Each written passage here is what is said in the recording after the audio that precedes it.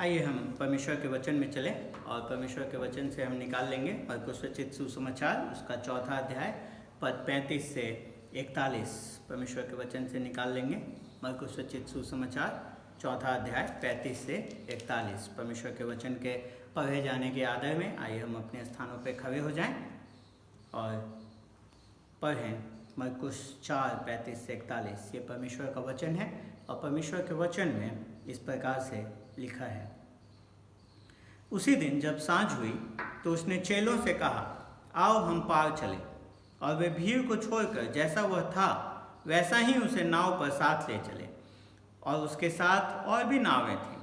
तब बड़ी आंधी आई और लहरें नाव पर यहाँ तक लगीं कि वह पानी से भरी जाती थी, पर वह आप पिछले भाग में गद्दी पर सो रहा था। तब उन्होंने उसे जगाकर उससे कहा, हे गुरु, क्या तुझे चिंता नहीं कि हम नष्ट हुए जाते हैं? तब उसने उठकर आंधी को डांटा और पानी से कहा, शांत रह, थम जा। और आंधी थम गई, बड़ा चैन हो गया। और उनसे कहा, तुम क्यों डरते हो? क्या तुम्हें अब तक विश्वास नहीं? वे बहुत ही डर गए और आपस में बोले, यह कौन है कि आंधी और पानी भी उसकी आज्ञा मानते हैं। आइए हम प्रार्थना करें। पिताजी, हम धन्यवाद देते हैं आपके वचन के लिए। विनती करते हैं प्रभु, अपने वचन को समझने की समझ, ज्ञान, बुद्धि हमें दें, अपने आत्मा का अगुवाई दें ताकि हम इन वचनों को समझ सकें। और प्रभु जी, इस वचन के द्वारा हम आपके पुत्र प्रभु यीशु मसीह की समानता में एक कदम आगे बढ़ने वाले हो सकें। होने दें कि हम इस वचन को सुनने वाले ही नहीं वरन उस पर चलने वाले हो सकें। यीशु के नाम से आमीन। कई बार जीवन की कठिन परिस्थितियों में, जीवन के तूफानों का सामना करते हुए कई बार हम सोचने लगते हैं कि शायद हम अकेले हैं, शायद परमेश्वर ने हमें छोड़ दिया है, शायद परमेश्वर हमें भूल गया है, परमेश्वर शायद अब हमसे प्रेम नहीं करता, या परमेश्वर को शायद अब हमारी कोई चिंता नहीं। मेरे प्रियो, हम ऐसा सिर्फ सोच सकते हैं। क्यों?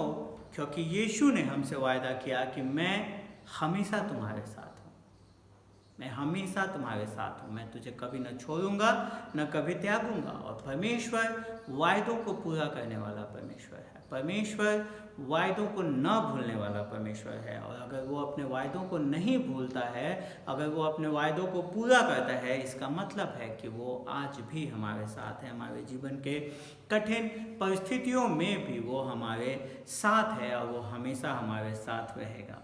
सवाल उठता है कि इस बात को जानना कि परमेश्वर हमारे साथ है, हमारे जीवन में क्या अंतर लेकर के आता है। खास करके जब जीवन एक कठिन दौर से गुजर रहा हो, उस समय में इस बात को जान लेना, कि इस बात को समझ लेना, इस बात पे भरोसा करना कि परमेश्वर हमारे साथ है, वो मुझे नहीं छोड़ेगा, वो मुझे नहीं त्यागेगा, वो मुझसे प्रेम करता है, उसको मेरी चिंता है। इस बात को जानना हमारे जीवन में क्या अंतर लेकर के आता है। आज हमने एक बहुत ही प्रसिद्ध घटना को बाइबल से पढ़ा, आंधी को शांत करने की घटना को। अगर आप कलीसिया में आते रहे हैं बचपन से, तो आप बचपन से संडे स्कूल में इस कहानी को सुनते रहे होंगे। लेकिन सिर्फ ये एक कहानी नहीं है, ये एक वास्तविक घटना है जिसके द्वारा परमेश्वर हमें सिखाने की कोशिश कर रहा है अपने बारे में, हमारे बारे में और उसके कार्य करने के ढंग के बारे में। वो इस कहानी के माध्यम से हमें सिखाता है, क्योंकि ये कहानी हमें, ये घटना हमें तैयार करती है हम जीवन के झंझावातों को, जीवन के तूफानों को कैसे संभालें उसके लिए। कल्पना कीजिए कि आज इस महामारी के ख़त्म होने के बाद शायद हम में से बहुतों को अपने नौकरियों से हाथ धोना पड़े। जब हमें पता चले कि आज ऑफिस में हमारा आखिरी दिन है, तो क्या परमेश्वर हमारे साथ है, इस बात को जानना कोई अंतर लेकर के आएगा? और अभी इस बीच में अगर हमारा टेस्ट हुआ हो कोविड-19 का और अगर फ़ोन आए कि आप पॉजिटिव हैं, तो क्या परमेश्वर हमारे साथ है, इस बात को जानना क्या कोई अंतर लेकर के आएगा? मेरे प्रियो, अवश्य है कि परमेश्वर हमारे साथ है, हमारे जीवन में अंतर लेकर के आए। और इसी बात को आज की इस घटना से हम सीखते हैं। 3 सच्चाइयों के द्वारा परमेश्वर हमें सिखाने की कोशिश करते हैं कि अगर परमेश्वर हमारे साथ है तो हमारे जीवन में, हमारे प्रत्युत्तरों में, हमारी प्रतिक्रियाओं में अंतर होना चाहिए। पहली चीज़ जो वो हमें बताते हैं वो है कि परमेश्वर तूफानों को आने की अनुमति देते हैं। परमेश्वर तूफानों को आने देते हैं। 35 से 38 पद में हम इसी बात को देखते हैं। यीशु कहते हैं कि आओ हम उस पार चलें, आओ हम उस पार चलें। किस यीशु बोल रहे हैं कि आओ हम उस पार चलें, तो क्या यीशु को पता नहीं है कि उस झील में, गलील की झील में आज तूफान आने वाला है? हाँ, उसे पता है, उसे सब पता है, लेकिन फिर भी वो कहते हैं कि आओ हम उस पार चले। वो चेलों को लेकर के इस तूफान की ओर बढ़ रहे हैं। हमने कई बार इस कहानी को पढ़ा है, कई बार 37वें पद को पढ़ा है, तब बड़ी आंधी आई। लेकिन आज कल्पना करें उस नाव में सवार होने का। क्या आप उस नाव में चेलों के साथ सवार हैं? उसके बाद इस पद को पढ़ें और कल्पना करें कि उस नाव में है, आपको कैसा अनुभव हो रहा होगा। बड़ी आंधी आई, लहरें नाव पर यहाँ तक लगी कि वो पानी से भरी जाती थी। नाव बीच में, आकाश काला पड़ा हुआ है बादलों से, बिजली कड़क रही है, बादल गरज रहे हैं, पानी नाव में आने का प्रयास कर रहा है, यहाँ तक कि नाव डूबने पे है। और ये ना भूलें कि जो नाव में लोग हैं वो सब अनुभवी मछुआरे हैं, जो उसी क्षेत्र के हैं, जिनको इस झील के बारे में पूरा पता। इन्होंने ऐसे कई तूफान उस झील में देखे होंगे, पर वो भी घबराए हुए हैं। उन्हें कह रहे हैं कि आज हमारा जान चला जाएगा, आज हम डूब जाएंगे। इसका मतलब है कि मामला बहुत गंभीर है वहाँ पे। और इन सब के बीच में यीशु क्या कर रहा है? 38वां पद बताता है, पर वो आप पिछले भाग में गद्दी पर सो रहा था। यीशु सो रहा है। आप सोचोगे कि यीशु को सोने की क्या आवश्यकता है? क्या वो परमेश्वर नहीं? क्या वो परमेश्वर का पुत्र नहीं? हाँ, वो परमेश्वर है। वो था, वो है और वो रहेगा। परंतु जब परमेश्वर मनुष्य के रूप में देह धारण हुआ तो उसने पूर्ण रूप से मनुष्यत्व को पहन लिया। वो एक सिद्ध मनुष्य बन के इस संसार में आया, और जो मनुष्य के अनुभव हैं, जो थकान है, उसको उसने अनुभव किया। और मरकुस शुरू करता है 35 पद कहता उसी दिन, मतलब दिन की बाकी घटनाएं उसने हमें बताई हैं। एक दिन जो पूरे शिक्षाओं से भरा हुआ था, सिखाने से भरा हुआ था, जो काफ़ी थकान देने वाला कार्य होता है, उसके बाद संध्या में ये घटना हो रही है। यीशु पूरे दिन का थका हुआ वो सो रहा है।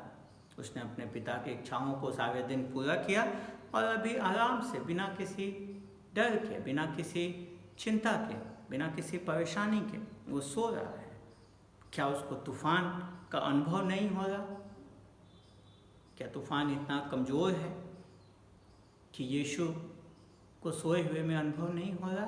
नहीं, अनुभव हो रहा है, लेकिन वो अपने पिता के उद्देश्यों में, अपने पिता के बाहों में अपने आप को इस तूफान में भी सुरक्षित पा रहा है। क्योंकि सुरक्षित होने का अर्थ यह नहीं है कि हमारे जीवन में कोई तूफान ही ना आए। सुरक्षित होने का अर्थ ये है कि तूफानों के बीच में हमें इस बात का भरोसा हो कि परमेश्वर हमारे बीच में है, परमेश्वर हमारे साथ में है। और हम देखते हैं कि चेले क्या कर रहे हैं। चेले आते हैं और उसको जगा कर उससे कहा, हे गुरु, क्या तुझे चिंता नहीं कि हम नष्ट हुए जाते हैं? चेले उससे सवाल कर रहे हैं, उसके प्रेम पे सवाल उठा रहे हैं, उसके चिंता पे सवाल उठा रहे हैं। कई बार परमेश्वर हमें अद्भुत रूप से अपने प्रेम को हमारे जीवन में प्रदर्शित करता है, कई तरीकों से वो हमें आशीषित करता है। और लेकिन जैसे ही कोई कठिन परिस्थिति में हम आते हैं जिसको हम समझ नहीं पाते, तो हम तुरंत इस बात को बोलने लगते हैं कि परमेश्वर को हमारी चिंता नहीं, परमेश्वर हमसे प्रेम नहीं करता। वो जो प्रेम है, जो अपने आप में प्रेम है, जो प्रेम का स्रोत है, उसके प्रेम पे हम सवाल उठाने लगते हैं। यहाँ पे हम देखते हैं कि चेले आके कह रहे, क्या तुझे चिंता नहीं कि हम नष्ट हुए जाते हैं। सवाल उठता है कि क्या यीशु इस तूफान को आने से रोक सकता था? हाँ, रोक सकता था। क्या उसको पता था कि नाव तूफान की ओर जा रही है? हाँ, पूरा पता था। क्यों उसने ऐसा नहीं किया? क्यों उसने इस तूफान को आने दिया? क्यों उसने उस तूफान को रोका नहीं? अगर तूफान आ रहा तो उसे पता था, तो क्यों वो उस चेलों को उस तूफान की ओर लेकर के गया? वो कुछ कर रहा था मेरे पे। वो इस तूफान का इस्तेमाल कर रहा था कि अपने चेलों को कुछ सिखाए। क्योंकि जब हमारे जीवन में कठिन परिस्थितियाँ आती हैं, जब हमारे जीवन में कठिन दौर आते हैं, तब हम सच में समझते हैं कि हम परमेश्वर के बारे में क्या जानते हैं और हम परमेश्वर के बारे में क्या सोचते हैं। क्योंकि जब परिस्थितियाँ सामान्य हों, जब सब कुछ अच्छा चल रहा हो, तो हम परमेश्वर के बारे में अच्छा सोचते हैं। यही चेले भी सोच रहे थे। चेलों ने प्रभु यीशु मसीह के चमत्कारों को देखा, उसके शिक्षाओं में आनंदित हुए। वो सब कुछ अच्छा चल रहा था, वो यीशु के बारे में अच्छा सोच रहे थे। उन्होंने तो सब कुछ को छोड़ के यीशु के पीछे चलने लगे थे। लेकिन जैसे ही वो एक ऐसी परिस्थिति में आए जो परिस्थिति उनके समझ से परे थी, तो तुरंत उसके प्रेम पे, उसके चिंता पे उंगली उठाने लगे, सवाल करने लगे। अगर आप जानना चाहते हैं कि एक व्यक्ति परमेश्वर के बारे में उसकी क्या राय है, वो क्या सोचता है परमेश्वर के बारे में, तो जब वो कठिन परिस्थितियों में हो तो उसका क्या प्रत्युत्तर है, उसको देखने के द्वारा ही हम इस बात को समझ सकते हैं।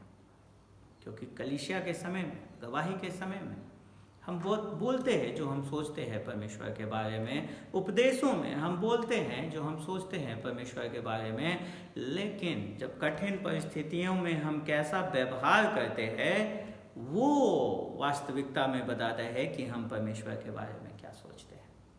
और साथ ही साथ वो हमें ये भी बताता है कि हम परमेश्वर के बारे में कितना जानते हैं। आप देखिए कि चेले उस समय में यीशु मसीह के साथ थे और वो कह रहे हैं कि नाव डूबने पे है, क्या तुझे मेरी चिंता नहीं? तो सवाल उठता है, क्या यीशु ने कहा नहीं था कि आओ हम उस पार चले? हाँ, कहा था। अगर यीशु ने कहा था आओ हम उस पार चले, तो इसका अर्थ है कि वो उस पार जाएंगे। क्योंकि अगर बीच में नाव डूब जाएगा तो यीशु भी डूब जाएगा। यही समस्या चेलों के साथ हमारे साथ है। कई बार हम सोचते हैं कि हम परमेश्वर के बारे में जानते हैं, हम परमेश्वर को जानते हैं, हम उसमें पूरा भरोसा करते हैं, हम उसके वायदों में भरोसा करते हैं, पर वास्तविकता में ये आसान नहीं है उसके वायदों में पूरा भरोसा करना। क्योंकि जब कठिन परिस्थितियां आती हैं जो हमारे समझ से परे हैं, तो हमारे ऐसे प्रत्युत्तर और प्रतिक्रियाएं होने लगती हैं जो इस बात को प्रदर्शित करने लगती हैं कि शायद हम न परमेश्वर के बारे में ज़्यादा जानते हैं, न परमेश्वर को ज़्यादा जानते हैं। क्योंकि बहुत आसान है कहना कि हम विश्वास करते हैं, लेकिन संकट के क्षण सच्चाई को उजागर करते हैं। बहुत से लोग सोचते हैं कि हमारे जीवन के कठिन क्षण, हमारे जीवन के तूफान सिर्फ और सिर्फ परमेश्वर के अनाज्ञाकारिता के वजह से हमारे जीवन में आते हैं। बहुत लोग आज के इस कठिन दौर को भी परमेश्वर का न्याय के रूप में बात करते हैं, जो हमारी अनाज्ञाकारिता के वजह से है। लेकिन मेरे प्रियो, हर एक बार तूफान हमारे जीवन में अनाज्ञाकारिता के वजह से ही नहीं आता। हाँ, योना के जीवन में तूफान आया था अनाज्ञाकारिता के वजह से, पर यहाँ पे हम देखते हैं कि चेले इस तूफान का सामना कर रहे हैं। क्योंकि उन्होंने प्रभु यीशु मसीह की आज्ञा को माना और उसके साथ उस नाव में सवार हुए उस पार जाने को। इस वजह से वो इस तूफान से जूझ रहे हैं। मेरे प्रियो, कई बार परमेश्वर हमारे जीवन में तूफानों को आने की अनुमति देता है ताकि वो हमें उसके द्वारा कुछ सिखा सके। हम आगे देखते हैं 39 पद में दूसरी जो सच्चाई है परमेश्वर के बारे में कि परमेश्वर तूफान को दूर कर सकता है। पहला हमने देखा परमेश्वर तूफान को आने देता है, दूसरा परमेश्वर तूफान को दूर कर सकता है। 39वें पद में तब उसने उठकर आंधी को डांटा और पानी से कहा, शांत रह, थम जा। आंधी थम गई और बड़ा चैन हो गया। हम देखते हैं कि यीशु उठता है और वो बोलता है सर्वप्रथम किससे? आंधी से और पानी से, और कहता है थम जा, शांत हो जा। और वो वैसा ही हो जाता है। आंधी थम जाती है और पानी भी शांत हो जाता है, बड़ा चैन वहाँ पे आ जाता है।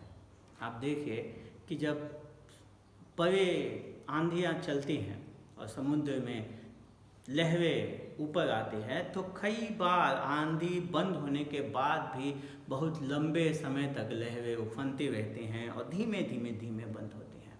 तो यहाँ हम देखते हैं कि एक बार में वो लहरें शांत हो गई। अब देखिए परमेश्वर के उस प्रभुता को, यीशु मसीह की उस प्रभुता को उसने कहा और आंधी थम गई और पानी भी तुरंत शांत हो गया। जैसा उसने कहा उन्होंने वैसा किया। देखिए प्रभु यीशु मसीह के अनोखे चरित्र को, एक क्षण में वो सोया हुआ है, विश्राम कर रहा है, थकान को दूर कर रहा है, और दूसरे क्षण वो उठता है, आंधी को डांटता है, पानी को बोलता है और सब उसकी आज्ञा को मानते हैं। और चेले कहते हैं कौन है ये, कौन है ये? इस पे हम आएंगे। हम देखते हैं कि दो बातें, दो महान सच्चाइयाँ अभी परमेश्वर के बारे में हमने देखी है। 35 से 38 पद में परमेश्वर तूफान को आने देता है, 39 पद में परमेश्वर तूफान को दूर कर सकता है, और तीसरी और आखिरी बात जो हम देखते हैं 40 से 41 पद में कि परमेश्वर इन तूफानों का इस्तेमाल करता है।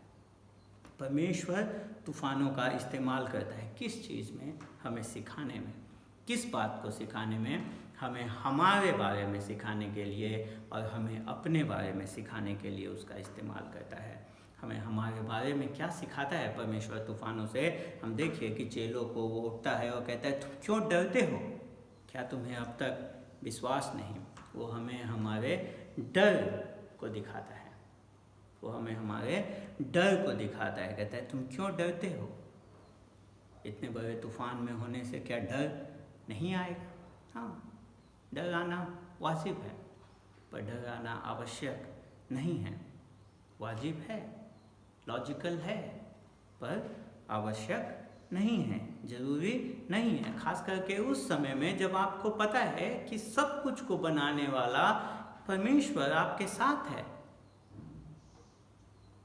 मेरे प्रियो, हमें वो हमारे डर को दिखाता है। वो तूफानों का इस्तेमाल करके वो हमारे हृदय के डर को हमारे सामने उजागर करता है, और साथ ही साथ वो हमारे विश्वास के घटी को भी इन तूफानों में हमें दिखाता है। कहता है क्या तुम्हें अब तक विश्वास नहीं? चेलों ने यीशु मसीह को सुना, यीशु मसीह को सिखाते सुना, यीशु मसीह को चमत्कार करते देखा, लेकिन फिर भी उनमें जो अपना व्यक्तिगत विश्वास और भरोसा की कमी को हम यहाँ पे देखते हैं, जो यीशु मसीह उनसे कहते हैं क्या तुम्हें अब तक विश्वास नहीं? मेरे प्रियो, विश्वास होने का मतलब यह नहीं है कि हमारे जीवन से तूफान खत्म हो जाएंगे, पर विश्वास का मतलब भी यही है कि चाहे मैं शारीरिक रूप से छुड़ाया जाऊं या न जाऊं, चाहे मैं कैसे भी परिस्थितियों में क्यों न हूं, मुझे इस बात का भरोसा है कि परमेश्वर मुझसे प्रेम करता है, वो मेरी चिंता करता है, और इस तूफान में भी वो मेरे साथ है। आपको याद होगा दानियल के पुस्तक में हम दानियल के 3 दोस्तों की कहानी को पढ़ते हैं जिन्हें कि एक आग की भट्टी में डाल दिया गया था। पर जब वो आग के भट्टी में गए तो वहाँ सिर्फ 3 ही लोग नहीं थे, चौथा भी था, जिसको राजा नबूकदनेस्सर कहता है कि मैं एक मनुष्य के पुत्र सा एक और को देखता हूँ, चौथे को देखता हूँ। मेरे प्रियो, परमेश्वर चाहता तो दानियल के मित्रों को उस आग की भट्टी में जाने से रोक सकता था, पर कुछ बातें हम आग की भट्टी में जाकर ही सीखते हैं। दानियल के मित्रों ने उस आग के भट्टी में परमेश्वर के उपस्थिति को, परमेश्वर के उसके साथ होने को और बेहतर रूप से अनुभव किया होगा। इसीलिए परमेश्वर कई बार हमारे जीवन में तूफान को आने देता है ताकि वो हमें हमारे बारे में सिखाए, हमें दिखाए हमारे हृदय के डरों को, हमारे विश्वास के कमी को, हमारे भरोसे के कमी को उजागर करे, और साथ ही साथ वो अपने बारे में भी हमें उसके द्वारा, उन तूफानों के द्वारा सिखाने की कोशिश करता है। वो हमें सिखाता है अपने बारे में। और क्या सिखाता है अपने बारे में? आप देखिए, चेले पूछते हैं 41वें पद में, वे बहुत ही डर गए और आपस में बोले, ये कौन है? चेले पहले तूफान से डर रहे थे और तूफान के शांत होने के बाद जो नाव में उनके साथ था उसके लिए, उससे डर रहे थे। कहे, कौन है ये जिसकी आज्ञा आंधी और पानी भी मानते हैं? अभी तक वो सोच रहे थे कि शायद वो यीशु को इतने दिन उसके साथ से रह रहे हैं तो वो यीशु को बड़े अच्छे तरीके से जान गए हैं, पर आज उनको पता चल रहा है कि वो उसे पूर्ण रूप से नहीं जानते। ऐसा ही हमारे साथ भी होता है। हम जब अपने उद्धार के लिए प्रभु यीशु मसीह पे भरोसा करते हैं तो हम उसको कुछ जानते हैं, पर उसको पूर्णतया नहीं जानते, क्योंकि पूर्णतया जानना एक जीवन भर चलने वाली प्रक्रिया है, अनंत काल तक चलने वाली प्रक्रिया है। और यहाँ पे हम देखते हैं कि प्रभु इस तूफान के द्वारा क्या सिखाने की कोशिश कर रहे हैं। वो सिखाने की अपने बारे में कोशिश कर रहे हैं कि वही पूरी सृष्टि का स्वामी है, वही पूरी सृष्टि जिसमें मैं हूँ, जिसमें आप हैं और सब कुछ है, वो सब का स्वामी वही है। चेले कहते हैं, कौन है ये? आंधी और पानी भी उसकी आज्ञा मानते हैं। इस सवाल को हमें अपने जीवन में जवाब देने की आवश्यकता है कि कौन है यीशु मसीह? कौन है यीशु मसीह? कौन? हम क्या सोचते हैं? किस यीशु पे हम विश्वास करते हैं? क्या वो सिर्फ एक अच्छा शिक्षक है हमारे लिए, या वो सिर्फ चमत्कार करने वाला एक व्यक्ति है, या वो सिर्फ एक नैतिक उदाहरण को हमारे जीवन में प्रकट करने वाला व्यक्ति है? कौन है वो? क्या सोचते हैं आप? किस यीशु पे आप विश्वास करते हैं? या फिर आप जानते हैं, आप विश्वास करते हैं उस यीशु पे जो संप्रभु है, जिसने पूरी सृष्टि को बनाया है, उस पूरी सृष्टि का स्वामी है जिसमें मैं और आप दोनों शामिल हैं? इस सवाल का उत्तर देना बहुत आवश्यक है। अगर हम इस सवाल का उत्तर नहीं देंगे तो यीशु की मृत्यु हमें कभी भी समझ में नहीं आएगी, क्योंकि अगर वो मेरे लिए सिर्फ एक शिक्षक मात्र है तो उसकी मृत्यु एक दुर्घटना है, और अगर वो उदाहरण के लिए है, नैतिक उदाहरण के लिए, तो उसकी मृत्यु सिर्फ एक प्रेरणा मात्र है जो मुझे प्रेरित करेगी कि मैं दूसरों के लिए कार्य करूं, दूसरों के बारे में सोचूं। लेकिन अगर यीशु को मैं संप्रभु मानता हूं, यीशु को मैं इस सृष्टि का स्वामी मानता हूं, तो इसका मतलब है कि किसी भी चीज़ से वो आश्चर्यचकित नहीं होता। हर चीज़ उसके नियंत्रण में है। इसका मतलब है कि जब वो क्रूस पे जा रहा था, जब वो क्रूस पे टंगा हुआ था, वो भी उसके नियंत्रण में था। इसका मतलब है कि उसने जानबूझ करके एक खास उद्देश्य से अपने मृत्यु को होने दिया। वो मरा अपने पिता के योजना को पूरे करने के लिए, जो पापियों के उद्धार के मार्ग को खोलने के लिए था, जो पापियों को उनके पाप के दंड के स्थान में दंड को भुगतने के लिए था। मेरे प्रियो, इसीलिए हमें इस यीशु मसीह पे अपने उद्धार के लिए भरोसा करने की आवश्यकता है।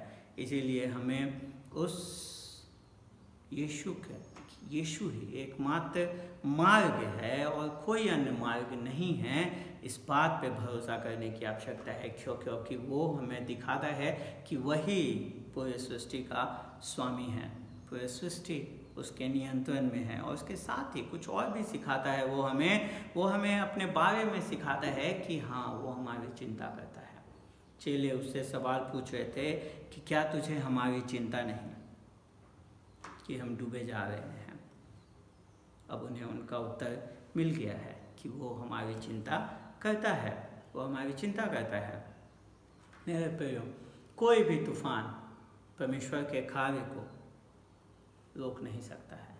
कोई भी तूफान परमेश्वर के कार्य में कोई बाधा उत्पन्न नहीं कर सकता है। इसलिए हमें किसी बेचैनी की आवश्यकता नहीं है। अगर हम जानते हैं कि परमेश्वर हमारे साथ है, अगर हम प्रभु को जानते हैं, अगर प्रभु में हमारा भरोसा है, तो हमें किसी भी प्रकार से जीवन के किसी भी क्षण में बेचैन होने की आवश्यकता नहीं है। हो सकता है कि हमें लगे कि मसीह सो रहा है। हो सकता है कि हम उसे पुकारने लगे कि क्या तुम्हें हमारी चिंता नहीं। लेकिन अवश्य है कि वो हमारी चिंता करता है।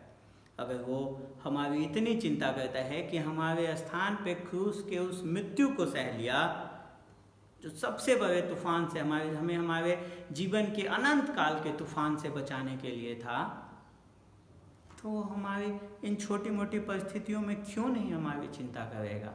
वो क्यों हमें छोड़ देगा? वो कभी नहीं हमें छोड़ेगा। वो जीवन के हर तूफान, हर कठिन परिस्थिति में हमारे साथ होगा।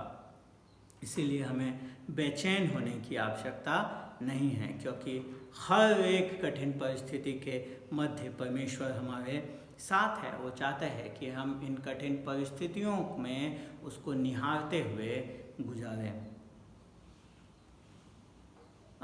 शायद हम चाहते हैं कि जब हमारे जीवन में तूफान आए भी, तो यीशु इसी प्रकार से हम उठे और हमारे जीवन से तूफानों को हटा दे, उसको शांत कर दे।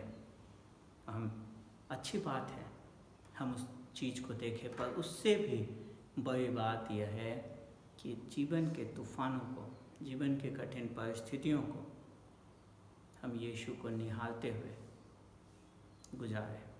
ये बड़ी बात है कि हम तूफान का शांत होने से बड़ी बात है कि हम इन तूफानों का सामना यीशु को निहारते हुए करें। मेरे प्रियो, अगर प्रभु यीशु मसीह हमारे साथ है, अगर प्रभु हमारे साथ है, तो इस बात का निश्चय जान लीजिए कि तूफान हमारे जीवन में आएंगे। क्यों? क्योंकि वो उन्हें आने देता है, आने की अनुमति देता है। वो उसको हटा भी सकता है, पर वो उन तूफानों का इस्तेमाल करता है हमारे भलाई के लिए और अपनी महिमा के लिए। और हमें अवश्य है कि हम अपने सुविधाजनक क्षेत्रों से निकल करके अपने विश्वास को और व्यवहारिक रूप से प्रदर्शित करने वाले हो सकें। और इसके साथ ही साथ वो तूफ़ान का हम उम्मीद रखें, तूफ़ान की हम आशा रखें, पर साथ ही साथ यह बात भी है कि वो हमेशा हमें अपनी शांति का अनुभव कराता है। कई बार वो तूफ़ान, बाहरी तूफ़ान को शांत करने के द्वारा, और कई बार वो हमारे हृदय के उठते हुए तूफ़ानों को शांत करता है। पर हर समय वो हमें अपनी शांति देता है, वो शांति जो सारे समझ से परे है। आइए हम प्रार्थना करें। पिताजी, हम धन्यवाद देते हैं आपको, आपके वचन के लिए धन्यवाद देते हैं प्रभु, कि आपके वचन में हमने देखा कि कैसे परमेश्वर आप हमें तूफ़ानों के मध्य में ले जाते हैं, ताकि हम उसके द्वारा अपने बारे में कुछ सीख सकें, हम उसके द्वारा आपके बारे में जान सकें, और प्रभु जी हम आप पे हमारा भरोसा और ज़्यादा मजबूत हो सके। होने दे परमेश्वर कि हम हमेशा अपने जीवन में उस भरोसे को प्रदर्शित करने वाले हो सकें, और प्रभु जी अपने जीवन के तूफ़ानों के मध्य में आपकी ओर निहारते हुए गुजर सकें। यीशु के नाम से आमीन।